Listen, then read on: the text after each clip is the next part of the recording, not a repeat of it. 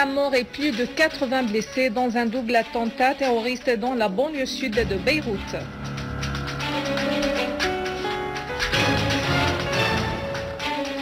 Lavrov souligne la coopération avec la Syrie dans le domaine militaro-technique ne se contredit pas avec les engagements internationaux de la Russie.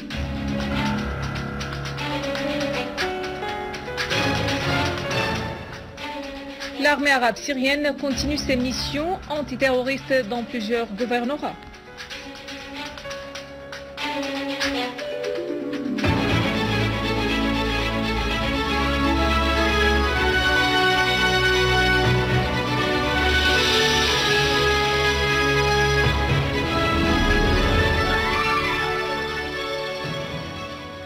Mesdames et messieurs, bon après-midi et merci d'être avec nous.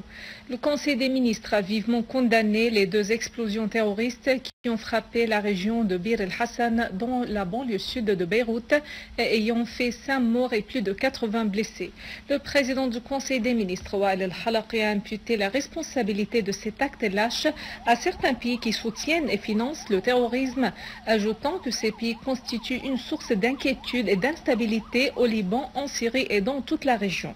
Selon la chaîne d'Al-Manar, 2 explosions terroristes ont eu lieu aujourd'hui sur le rond-point d'Al-Jandoulin, à quelques mètres de l'ambassade du Koweït et près du bâtiment du centre culturel iranien.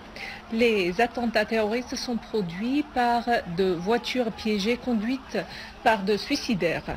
Selon plusieurs agences d'information, les brigades de Abdullah al-Azzam ont revendiqué via Twitter la responsabilité des deux attentats terroristes.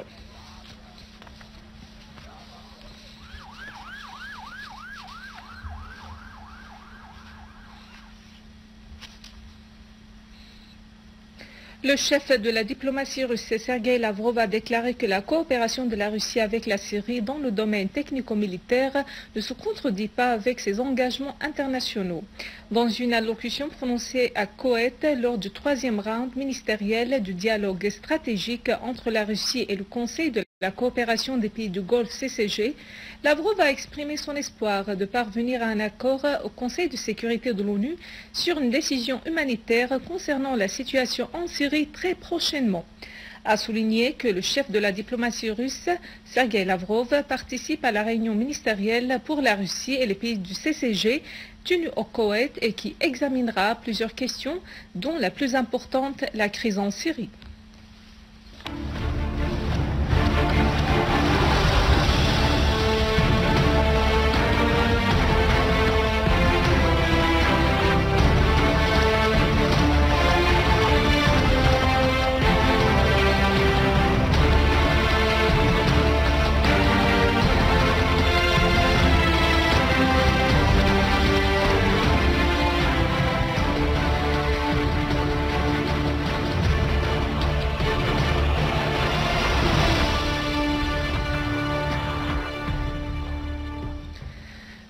Trois citoyens sont tombés en martyrs et d'autres ont été blessés dans la chute des obus de mortier lancés par des terroristes sur les maisons des habitants des villages d'Al-Mastoum et d'Al-Foua ainsi que dans la ville d'Idleb.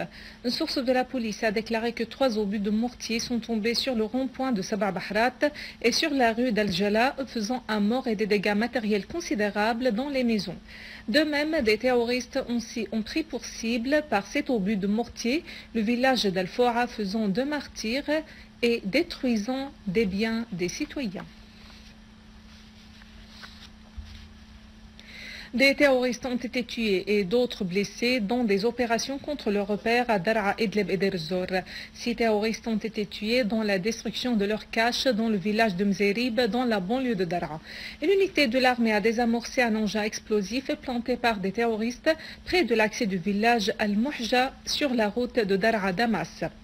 À Idlib, 35 terroristes ont été tués et 4 de leurs véhicules dotés de mitrailleuses lourdes ont été détruits dans une embuscade tendue par une unité de l'armée arabe syrienne dans le village d'Oukmenas, alors qu'une autre unité a éliminé nombre de terroristes dans le village de Felioun. Une source militaire a indiqué que des terroristes ont été tués dans la destruction du soi-disant tribunal de Sharia relevant des terroristes dans la région de Bab el-Hawa, dans la banlieue d'Idlib. D'ailleurs, des groupes terroristes armés ont été tués et d'autres blessés dans le quartier d'Al-Rushdiya, dans la ville de Deir ez-Zor. Et au périphérie de la ville de Deir ez-Zor, des voitures des terroristes ont été détruites près du pont d'El-Ba'th suite à une tentative déjouée d'attaquer l'aéroport.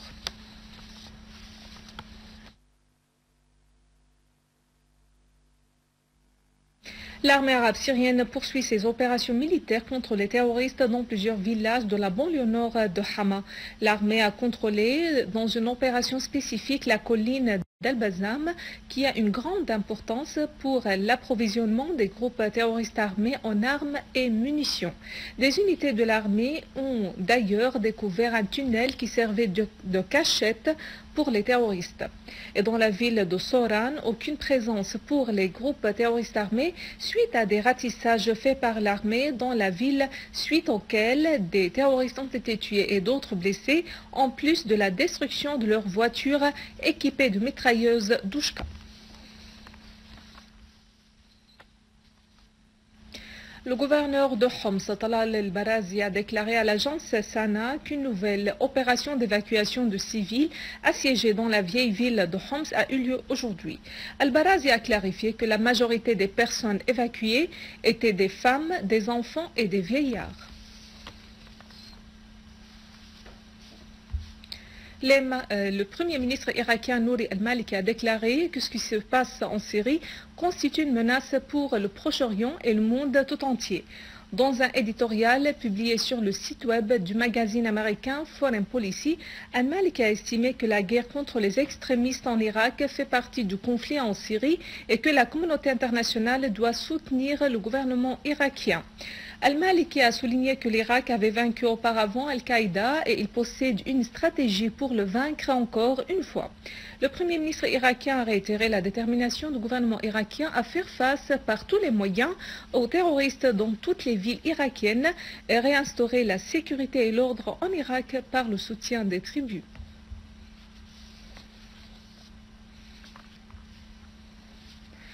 Les marches populaires appuyant l'armée arabe syrienne s'étendent dans le pays, affirmant un soutien indéfectible aux opérations de l'armée arabe syrienne contre les foyers de terrorisme. Les employés du ministère de l'Industrie et des personnalités populaires damascènes ont organisé une marche imposante devant le ministère à Damas. Les participants ont hautement apprécié les sacrifices de l'armée arabe syrienne pour la stabilité de la patrie. Et avec la participation des personnalités sociales, civiles et populaires, des milliers d'habitants de la région de Saïda Zainab, dans la banlieue de Damas, ont organisé une marche populaire. Les participants ont affirmé être aux côtés de l'armée arabe syrienne pour établir la sécurité et la stabilité dans les villes et les villages et pour éliminer les terroristes appuyés par l'impérialisme mondial. En Irak, le commandant en chef des opérations du Tigre au sein de l'armée irakienne, Abdelamir Zaidi, a annoncé la mort de plus de 14 terroristes de l'État islamique en Irak et au Levant dans des combats en cours dans la localité de Suleiman Bek, dans le gouvernorat de Salada. Zaidi a indiqué que les forces de l'armée avaient presque complètement imposé leur contrôle sur la localité alors qu'aucune perte n'a été enregistrée dans les rangs des forces de l'armée irakienne. Rappelons que les forces irakiennes mènent depuis 2 mois des combats farouches face aux terroristes armés de l'État islamique en Irak et au Levant, dans le gouvernorat d'Al-Anbar, Ninive, Salada, Kirkouk, Babylone et dans plusieurs régions autour de la capitale Bagdad.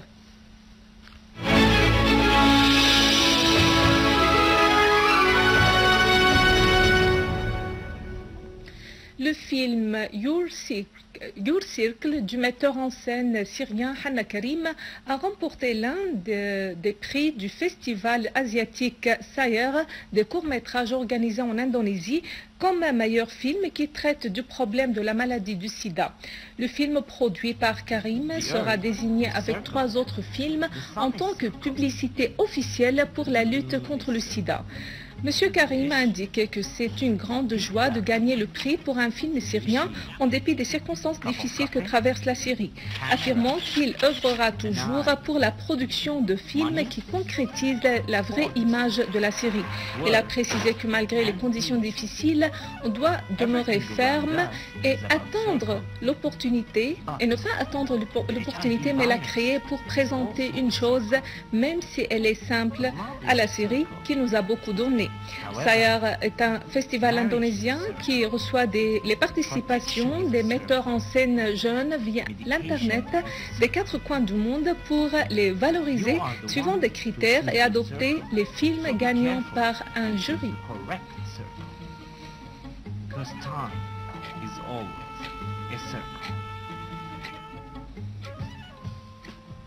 Avant de clore ce journal, un rappel des principaux titres. 5 morts et plus de 80 blessés dans un double attentat terroriste dans la banlieue sud de Beyrouth.